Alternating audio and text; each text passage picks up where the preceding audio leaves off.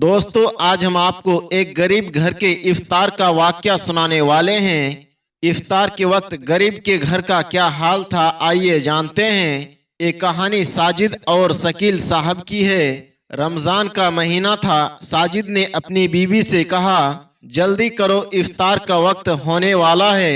साजिद साहब घड़ी को देखते हुए बोले, क्या लस्सी और शरबत बना लिया है? बीबी ने जवाब दिया, जी हाँ, बना लिया। साजिद ने कहा, हाँ देखो तो सही किस कदर गर्मी है, लस्सी के बगैर तो मजा ही नहीं आता है। उसके बाद बीबी ने बच्चों के साथ मिलकर एक एक चीज दस्तरखान पर सजाना शुरू कर दिए। पकोड़े, समोसे, दही वड़े, चना चाट, फ्रूट चाट, लस्सी, रूह अफ़ज़ा, दूध वाला शरबत वगैरह सब दस्तरखान पर एक एक करके सजा दिया गया। इतने में साजिद ने कहा, अरे बेगम, खजूरें तो लेकर आओ, खजूर से तो रोजा खोलना सुन्नत है। बीवी ने कहा, जी जी, खजूर लाती हूँ। ये लीजिए, खजूरें भी आ गई। दस्तरखान सजा हुआ था। छोटे बड़े सब बैठकर रोजा खोलने का इंतजार कर रहे थे। साजिद ने कहा, बेगम, आज सालन में क्या बनाया है? नमाज के बाद घर आकर फौरन खाना खाऊंगा। तो बीबी कहने लगी, जी सालन भी बना लिया है, आपके पसंद के पोख्ते पहले ही बनाकर फ्रिज में रखे हुए थे। इस पर खुश होकर साजिद ने कहा, हमारे बेगम के सलीका मंदे के क्या कहने, माशा अल्लाह। फिर सब घर वालों ने दुआ के लिए अपने हाथों को उठाया। इफ्तार के वक्त रोजेदार की दुआ अल्लाह कबूल फरमाता है। दोस्तों, आपको बता दे कि साजिद के पड़ोस में शकील भाई का भी घर मौजूद था। बस एक दीवार का ही फर्क था।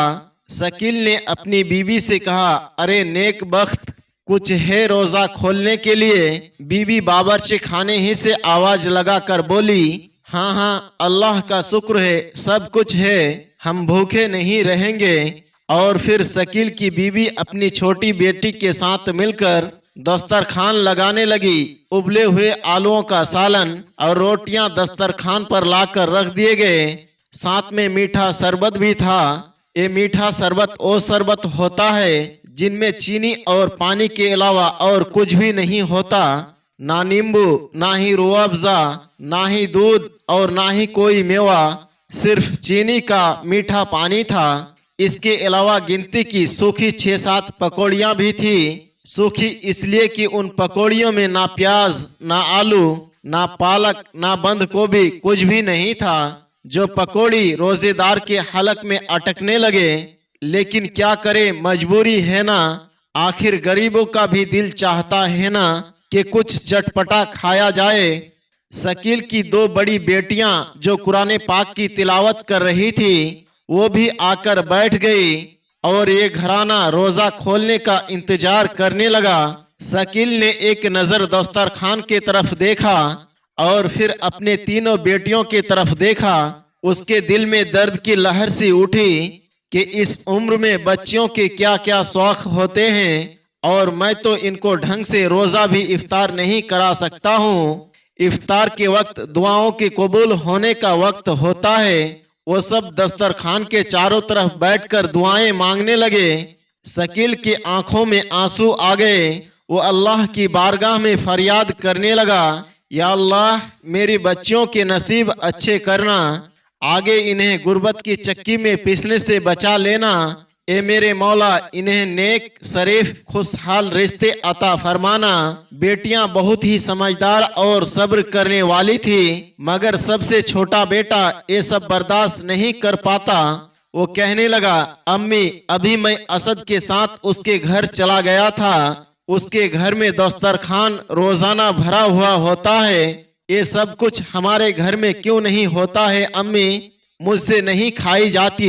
रोज रोज कभी आलू, कभी दाल। माँ ने बेटे से कहा, बेटा सब्र करो, अल्लाह सब कुछ ठीक कर देगा। बेटे ने कहा, अम्मी, सब्र तो करता हूँ, लेकिन हफ्ते में एक बार तो अच्छा खिला दिया करो। कभी शरबत में रूह अफ़ज़ा तो डाल दिया करो, कभी तो गोश्त या मुर्गे का सालन बना लिया करो।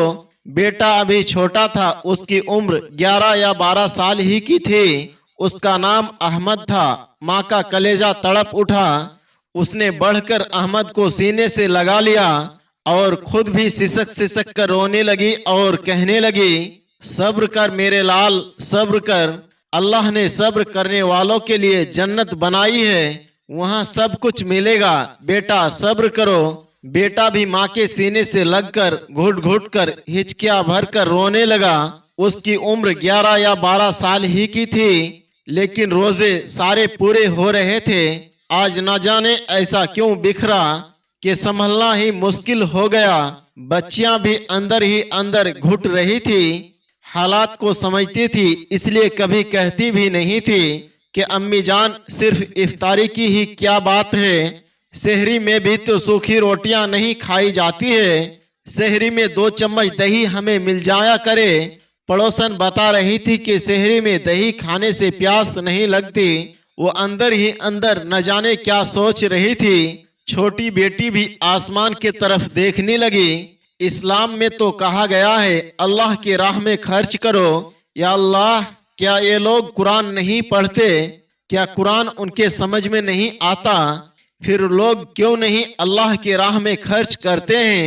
ये लोग क्यों नहीं समझते हैं कि गरीब का भी तो दिल होता है, ख्वाहिशें होती है। कभी कभी हमारा भी तो अच्छा खाने को दिल चाहता है। ए मेरे अल्लाह, मैं तुझसे गिला नहीं कर रही हूँ। हमें जिस हाल में भी तू रखे, हम तुझसे राजी हैं। मैं तो बस अपनी दिल की बातें तुझसे कर रही हूँ।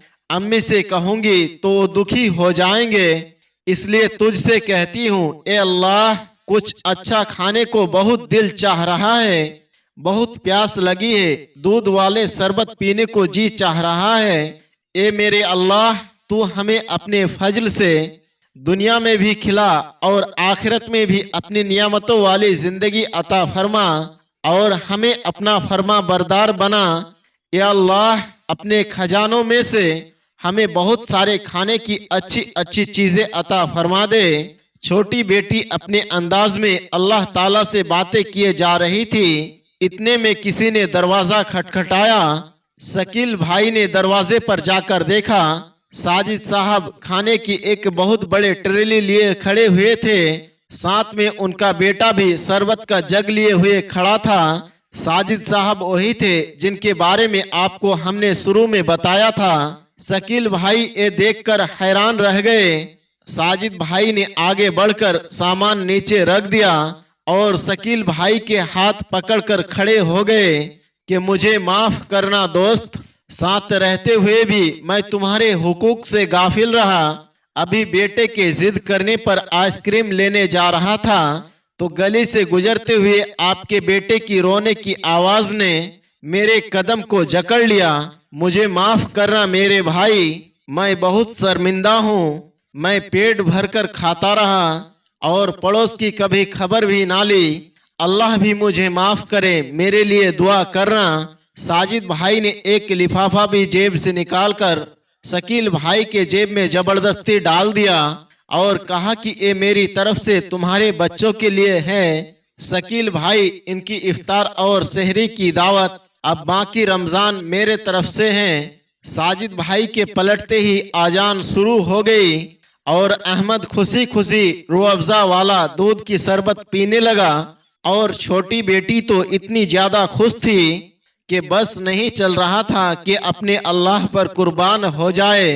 वो कितना करीम है, कोई उसे सच्चे दिल से पुकारे तो सही।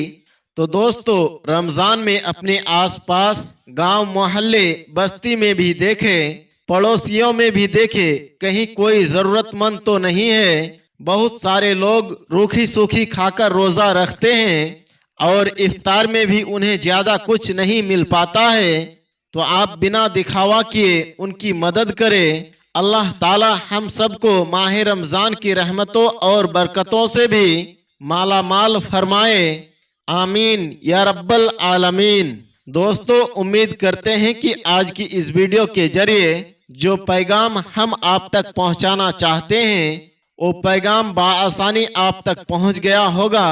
आज की इस वीडियो से आपने क्या सीखा और आज की इस वीडियो के बारे में आपकी क्या राय है, कमेंट बॉक्स में जाकर जरूर कमेंट करें। अगर आपने हमारी आज के इस वीडियो को अभी तक लाइक नहीं किया तो इसे अभी लाइक कर ले। अगर आप हमारे चैनल पर नए आए हैं, आपने इसे सब्सक्राइब नहीं किया तो अभी सब्सक्राइब कर ले और साथ ही आइंदा आने वाले तमाम नए वीडियोस की नोटिफिकेशन के लिए बेल आइकन को क्लिक करना ना भूले।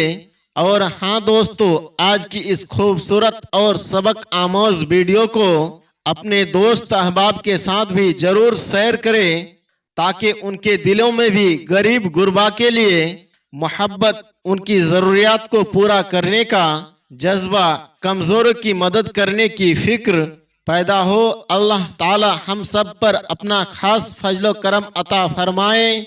आज की वीडियो में बस इतना ही। बहुत जल्द एक और नए वीडियो लेकर आपके खिदमत में हाजिर होंगे। तब तक के लिए हमें इजाजत दें। अस्सलामु अलैकुम व रहमतुल्लाह।